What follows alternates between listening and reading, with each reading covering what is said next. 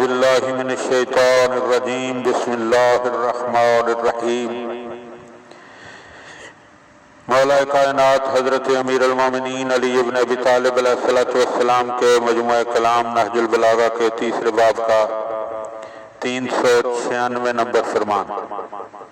وقال علیہ السلام، آپ علیہ السلام نے ارشاد فرمایا، المنیت ولدنیت، موت ہو اور ذلت نہ ہو، وَتَقَلَّلُ وَلَا تَوَسُّلُ،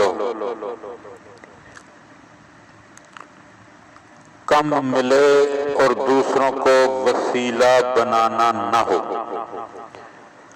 وَمَن لَّمْ يُؤْتَ قَائِدًا لَّمْ يُؤْتَ قَائِمًا، جسے بیٹھے بٹھائے نہ ملتا ہو اسے اٹھنے سے بھی کچھ حاصل نہیں ہوگا۔ وَالدَّهْرُ یومان، زمانہ 2 دنوں پر تقسیم شدہ ہے۔